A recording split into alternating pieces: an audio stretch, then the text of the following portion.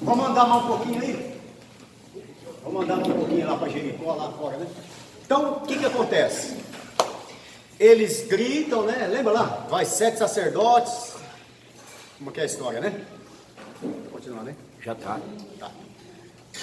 O que eles fazem? Pastor, um pouquinho mais para trás, senão tá escuro o rosto do senhor. Tá. Tá preto. É o que eu. Ergue um pouquinho assim. Olha lá. Mas não. É porque Tá bom, é para ninguém ver. Não vai ficar com esse rosto com ninguém. Vamos lá para Josué 6:26. Josué 6:26. Josué 6:26. Vamos entender um negócio aí. Josué 6:26. Quem pode ler? E naquele tempo Josué conjurou, dizendo: Maldito diante do Senhor seja o homem que se levantar e reedificar esta cidade. Então Josué amaldiçoa Jericó. Olha. Ok? E o que aconteceria com quem edificasse novamente a cidade? Ia ser amaldiçoado. O primogênito Perdendo seu primogênito, morreria, né? afundará e estourará. O seu filho mais novo lhe porá nas portas. Isso.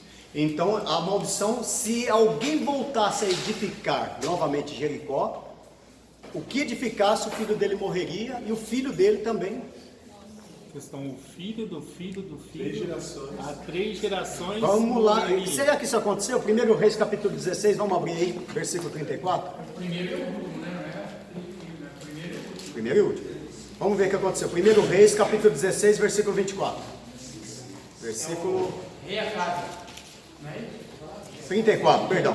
1 Reis 16, 34. Então eles não tomaram Jericó para morar, para habitar. Também. Assim, na cidade não. 34, Eles tomaram a terra, né? Não, só conquistou o território. 16, 34. 34. Não habitou, não coisa para morar. Vai Só lá. tirou o povo da região. Isso. Aham. Isso, exatamente. Vai lá. O que diz? Em seus dias, Riel, o belemita, edificou a Jericó, morrendo Abirão, o seu primogênito, e fundou, morrendo Segube, seu último, pôs as suas portas com firmes palavras do Senhor. O que aconteceu com o primogênito dele? Que em outra tradução está Iel, né? O que aconteceu com ele? Porque o pai dele edificou a cidade, de novo. Morreu. E aconteceu com o mais novo, com o Secube? Morreu. Morreu também. Cumpriu o que Josué. E agora? Então tinha uma maldição. A cidade foi reedificada, mas Jericó vinha debaixo de uma maldição. Uma maldição. Tanto é que Jericó, na época de Jesus, era uma das cidades mais pobres da Palestina. E vale a pena também lembrar que ela foi reedificada também por Herodes o Grande, né? 500 anos depois, mas só que ela não foi reedificada no mesmo lugar, ela foi reedificada um pouquinho mais para baixo, Mas a maldição continuava lá. E como foi quebrada essa maldição? Primeiro Gálatas 3:23 diz assim que Cristo veio e quebrou toda a maldição. Começa aí. Mas olha como ela foi quebrada. Como surgiu a queda das muralhas de Jericó e a maldição? Através de um grito, não foi? O povo não ia gritando e tocando trombeta, gritando e tocando trombeta. Aí a Bíblia vai falar de um cego em Jericó que começa a gritar. E ele vai gritando, gritando, e ele derruba uma muralha. Que muralha? A muralha do preconceito, a muralha da maldição que estava sobre Jericó, porque Jesus chega e abençoa um cego de Jericó. Quando ele abençoa, ele está dizendo assim, ó, agora acabou a maldição. Eu acabo com a maldição desse lugar. Veio a graça de Deus, veio a bênção de Deus sobre Jericó, né? Sobre a cidade de Jericó.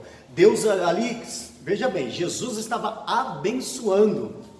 Ele estava dizendo, ó, a maldição por causa desse homem, desse cego, chamado Bartimeu, a maldição foi embora. Né? Então você vê que a Bíblia é linda demais, né? Então naquele momento Bartimeu trouxe a bênção de Deus sobre Jericó novamente. Ok? Aí eles vencem Jericó, né? Venceram, derrubaram, destruíram Jericó, venceram o povo que estava em Jericó. E vai acontecer o quê? Vai mandar mais um pouquinho, tá? Aí a gente vai no capítulo 7. tem uma cidade aí, uma cidade pequenininha. Jericó era uma cidade murada, uma cidade forte, uma cidade, uma das mais temidas que eles tinham. Aí aparece uma cidade tão pequenininha, tão insignificante, olha o nome dela. Ai. Meu nome ajuda, né? Mineiro. Ai. Aí Josué falou assim, esse povinho aí, manda 3.000 homens lá, só tá bom. 3.000 homens é o suficiente para acabar com esse povinho, não vamos nem gastar tempo com isso aí. E eles vão, não morrem, mas não ganham. E sai disparado de lá para não morrer, passar vergonha. Como diz o outro, correram na descida. Né? Você já viu isso? Já viu como é que é o correr na descida? Parece que o corpo vai primeiro que as pernas, né? Como é que foi lá? A derrota foi tão feia, né? Tão feia. 7-1.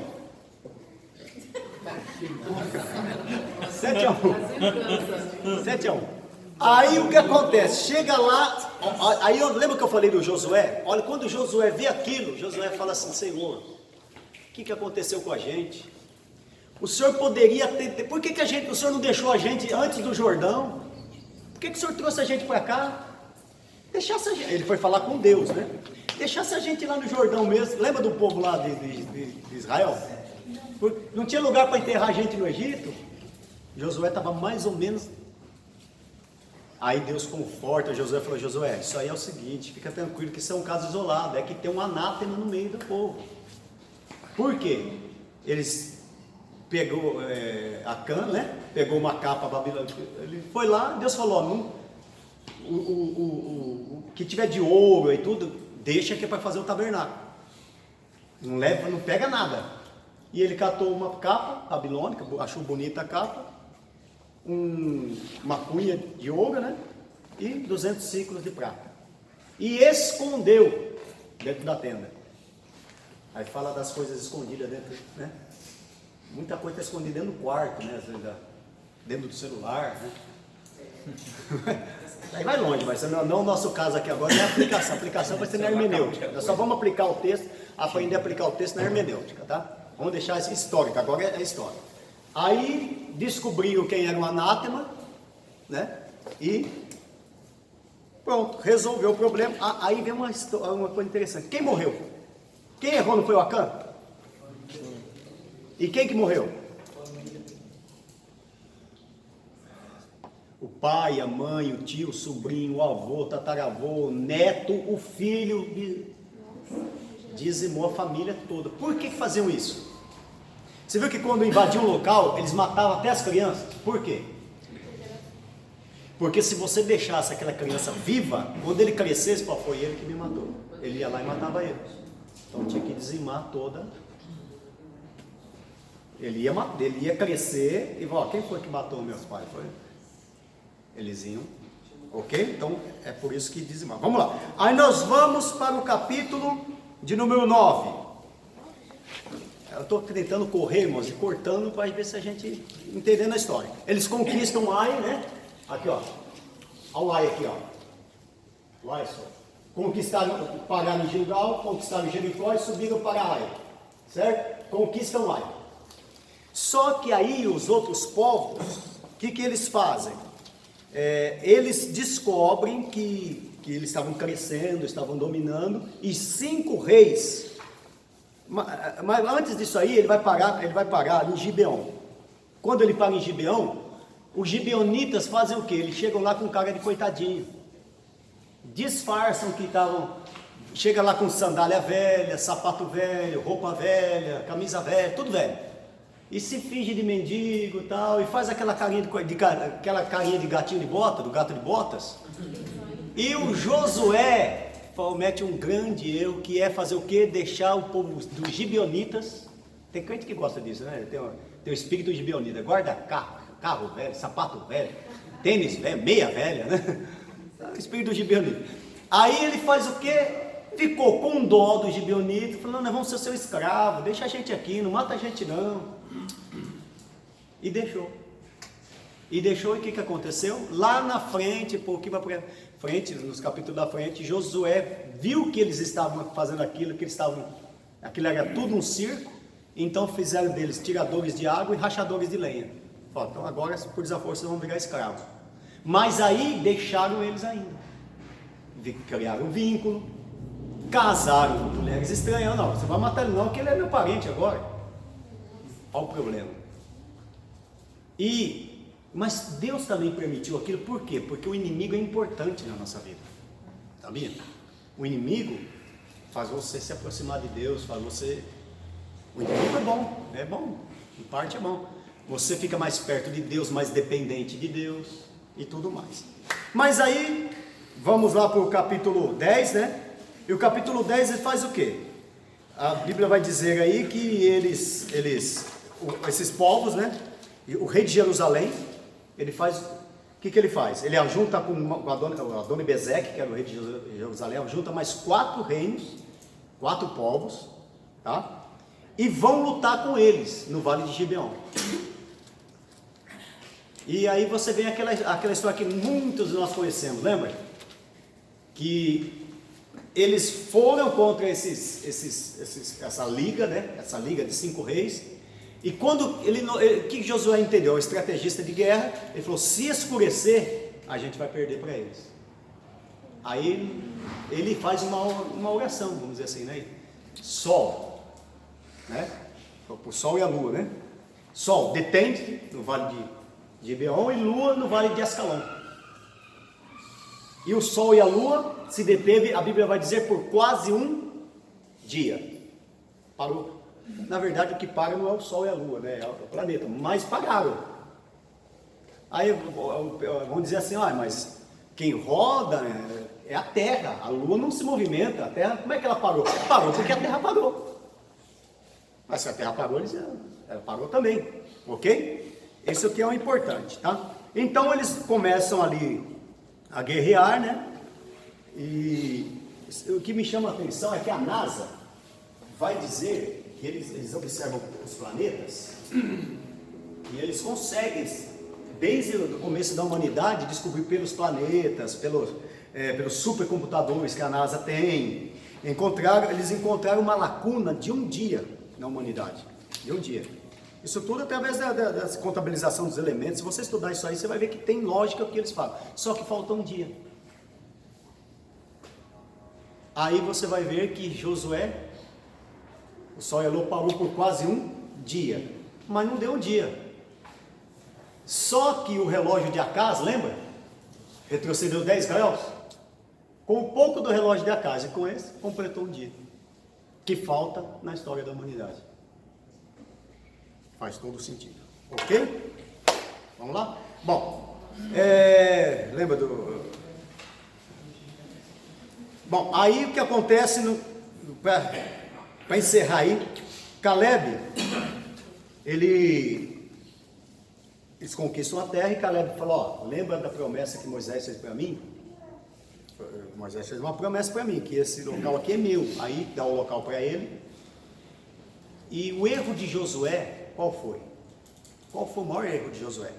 Caleb fez o quê? Ele falou: olha, aquele que conquistar, ele fala assim, aquele que conquistar a cidade tal, né, ele vai casar com a minha filha.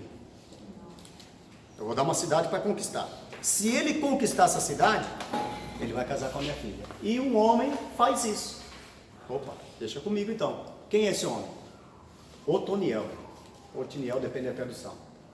Otoniel vai lá, conquista a cidade e fala: esse camarada serve para casar com a minha filha.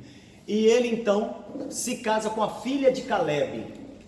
E Otoniel vai se tornar quem? Otoniel, o primeiro juiz de Israel. Primeiro juiz. Qual foi o erro de Josué? Ele não preparou um sucessor. Não preparou um sucessor para... E a Bíblia vai dizer no livro de Juízes, sabe o que a Bíblia vai dizer? E na época dos juízes, não havia quem governava e cada um fazia o que queria. Imagina uma cidade sem prefeito. Imagine uma igreja sem pastor. Né? Imagina o exército ser um general. Cada um. Uma casa ser um pai de família, o cabeça da família. Cada um faz o que quer. Foi o que aconteceu. Então, Aí entra nós vamos entrar no livro de Juízes, tá? Livro de Juízes. Mas antes disso aí, deixa eu mostrar um mapa para vocês. Ó, lembra como estava a terra? Lembra como estava? Estava assim, né? Gilgal, Jericó, Canaã. Esse era o mapa antigo e vai subindo ali para lá. Eles foram conquistando desde aqui, ó, desde Cades Barneia, e foi conquistando, subindo até lá perto do Mar da Galileia, tá? Aí vamos ver como ficou essa parte que eles conquistaram. Deixa eu ver se eu tenho um mapa aqui. Vamos lá. Peraí. Vou adiantar aqui que eu lembro que eu coloquei um mapa aqui no meio.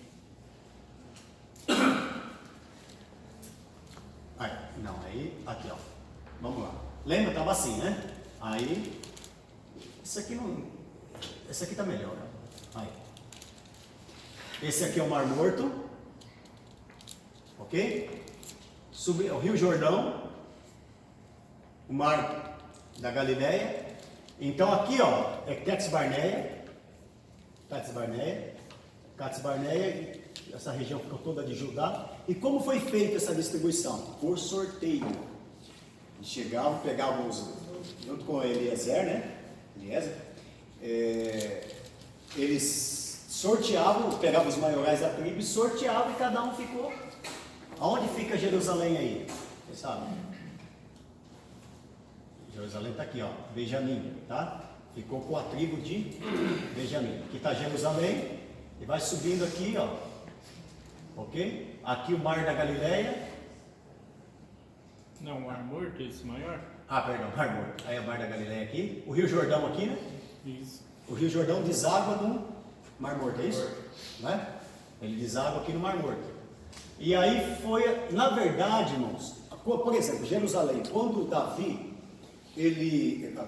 quando Josué, ele combateu com aqueles 5 reis, aquela liga, eles não dominaram Jerusalém. Eles não conquistaram Jerusalém. Eles combateram em campo e só afastaram, e eles voltaram, o rei de Jerusalém voltou, Adonias voltou para Jerusalém. Quem que foi conquistar Jerusalém? Davi. E todos esses reinos aqui que você está vendo, essa parte que não tinha sido conquistada, principalmente a parte dos filisteus, quem conquistou todos os reinos? Você sabe quem foi? Davi. Não. Salomão. Salomão foi o único que conquistou todos os reinos, aquela promessa que Deus tinha feito a Canaã. Sabe quanto tempo depois de Josué? 500 anos depois. Salomão, ele faz uma aliança com os outros reis, a paz, né? Durante 40 anos lá em Israel, e Salomão então conquista e domina todos esses reinos aqui, ó. Parte que ainda não tinha sido conquistado na época de Davi, ele não tinha conseguido conquistar, boa parte dela. Ele conquista Jerusalém, né? Essa parte de Judá aqui, ó, ele conquista. Aí depois você vai ver que tem a divisão dos reinos, reino do norte, reino do sul, que nós vamos entender o porquê depois que dividiu, reino do norte, reino do sul, tá? Deu para entender? Deu. Aí vem a época dos juízes. Quantos juízes Israel teve?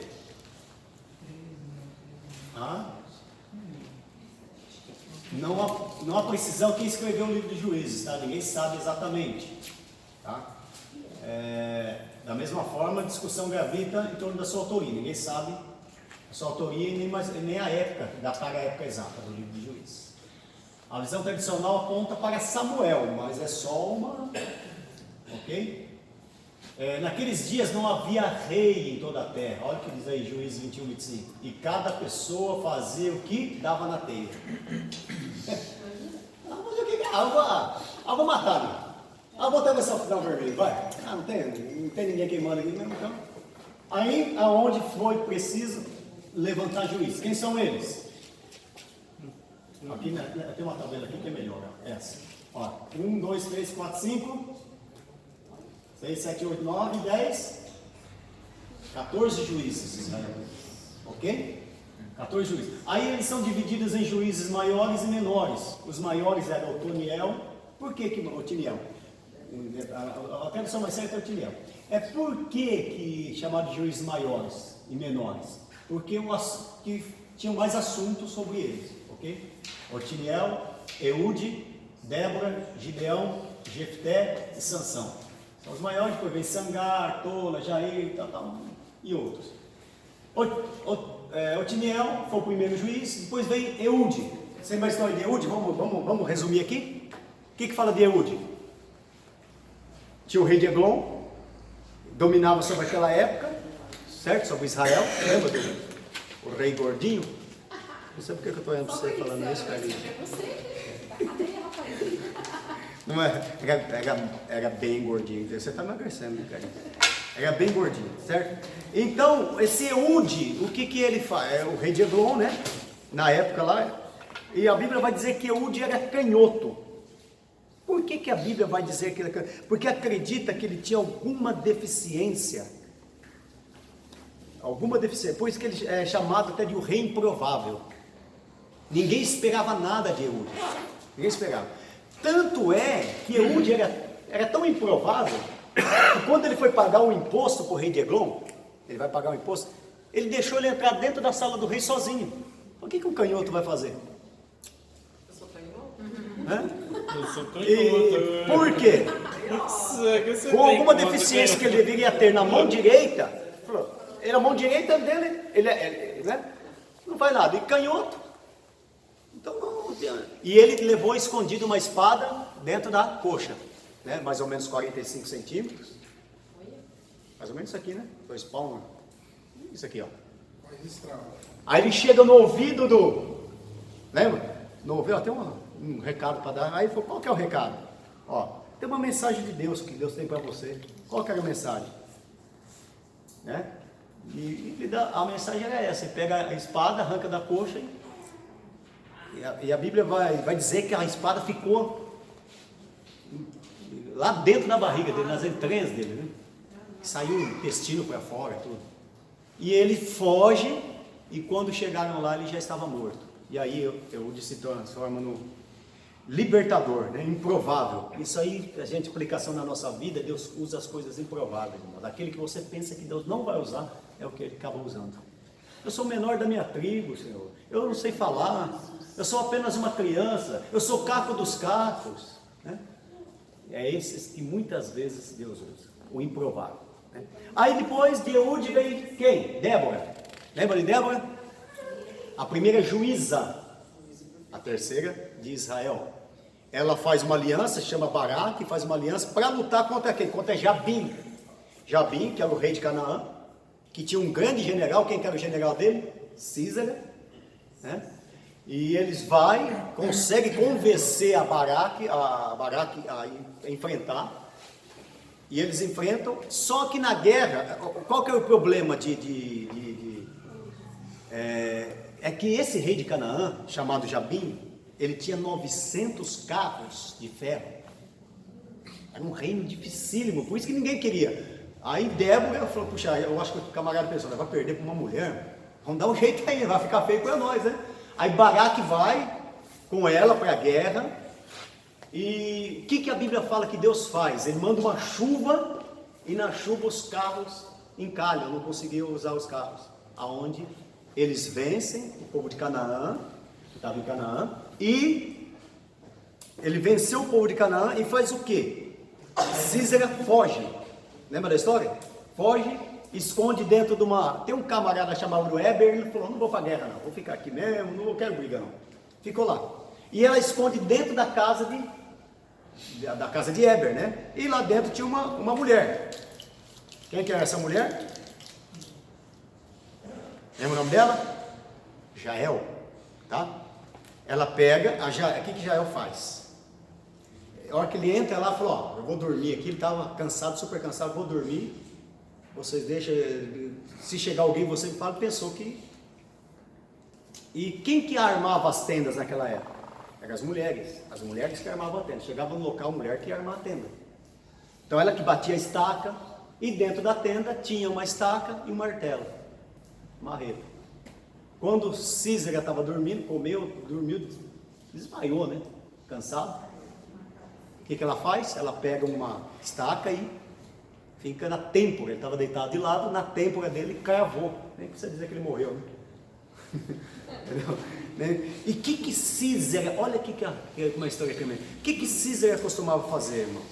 Ele pegava mulheres e usava mulheres como objeto de sexo, estrupava elas e depois matava essas mulheres. Císera costumava fazer isso, segundo a história. Então ele pegava essas mulheres, estrupava e matava elas. Eu até fiz uma anotação aqui, ó. Um rei que usava mulheres como objeto acabou sendo morto por um objeto usado por uma mulher. Sim. Um rei que usava a mulher como objeto acabou sendo morto por um objeto usado por uma mulher. E assim, Débora, né? Depois morre Débora, quem que vem depois? Jefté. Agora nós vamos entrar no assunto aqui. Jefté. E Jefté era filho de uma prostituta. O que fizeram com Jefté? Por ser filho de uma prostituta, jogaram os meio-irmãos dele, jogou ele para fora de casa. Aí Israel começou a ser oprimido e como Jefté era um homem valente, chamou ele de volta. Agora vocês querem de volta, né? Agora, o que diz em Juízes 11:7 aí? Isso. E você pensa que ele deixou por menos? Quando chamaram ele de volta? Não deixou nada. Nada. Gideão também. Depois eu falo do Gideão. Juízes 11? Isso. Juízes 11:7. Você pensa que ele deixou por menos? Deixou não, moço. Lê. Porém, Jefté disse aos anciões de Gileade: porventura não me aborreceste a mim e não me repelistes da casa de meu pai? Porque, pois, agora viestes a mim quando estais em aperto? Agora vocês precisam de mim, né? Até vocês me jogaram para fora, mas agora eu falo alguma coisa. Agora vocês querem. Aí Jefté vai lá à guerra e ele faz um voto impensado, né? Qual que é o voto? Juízes 11. Senhor, se eu for vencedor na guerra, aquilo que sair da minha casa, primeiro eu oferecerei em sacrifício. Aí nós vamos encontrar duas linhas teológicas, tá? Para explicar isso. Primeira linha teológica, calvinista. Segunda linha teológica, Armínio. Calvino e Armínio. Calvino vai dizer o quê? Calvino vai dizer que ele matou mesmo. Por quê? Quando ele volta da guerra, quem sai primeiro? É costume de sair os animais na frente. Só que a filha sai primeiro. Quem saiu primeiro foi a filha. Então, ele vai dizer, porque ele diz assim, aquilo que saiu oferecerei em sacrifício. Então, ele diz que ele ofereceu a filha, Calvino. Agora a menina vai dizer que não. Que ele não. Por quê? Se você pegar na nota de rodapé da Bíblia Pentecostal, você vai ver ali vários versículos jogando lá em Levítico, em Deuteronômio, que fala que Deus abominava o sacrifício humano. Você acha que Jefté ia fazer? Ele era, mas também não era doido. Por exemplo, você faria um voto assim, ó, Deus, se o Senhor me permitir que eu passe no concurso lá, eu vou matar meu filho. Quem faria um voto desse? Ninguém faz um voto desse, faz? Não faz. Se permitir, eu vou virar gay. Você vai fazer um voto desse? Não, porque você sabe que Deus não vai. Então, mas pega aí, a Bíblia fala que ela foi sacrificada. Né? Que cumpriu o voto. Não fala que foi sacrificada. Cumpriu o voto. Como que cumpriu o voto? Então, o que se acredita ali é o que tem mais base teológica, né? Não estou descartando a outra não, mas que tem mais base teológica é dizer que, e o fato dela dizer assim, deixa-me por 3 meses chorar a minha virgindade. O maior sonho de uma mulher de Israel era gerar um filho, porque ela acreditava, toda vez que ela ia gerar um filho, ela acreditava que ela estava gerando o Salvador, toda ela. E uma mulher que não gerava filho, ela era amaldiçoada, ela não tinha valor em Israel, né? Então acredita-se o quê? Que ela foi levada ao templo, oferecida para viver o resto da sua vida servindo no templo. Tanto é que ela diz, deixa-me chorar a minha virgindade. Não é? Deixa-me chorar a mim. Por que chorar a minha virgindade? E acredita-se então que a partir dali ela foi oferecida para os serviços do Mas templo. fala que ela voltou. Hã? Diz aí. Que ela, Na palavra. fala, não fala? Voltou, voltou lá do campo, né? Companheiras e chorou sobre a Aham. identidade. E sucedeu que ao fim dos 2 meses que ela pediu, tornou para seu pai, o qual cumpriu nela o seu voto que tinha feito. E ela não conheceu o varão. E Daqui veio o costume em Israel, que as filhas... se você pegar na Bíblia Genebra, que é a linha calvinista que vai ter lá, que é feita pela presbiteriana, vai dizer que matou mesmo. Pode ler lá embaixo no comentário de rodapé, diz que matou a filha. Sacrificou. Eu li um livro que falou que ele levou ela para um lugar, tipo assim, uma montanha, fala até o nome da montanha, e lá ela ficou o resto da vida sem conhecer ninguém, acompanhada de mais de uma Sim. mulher. Ok.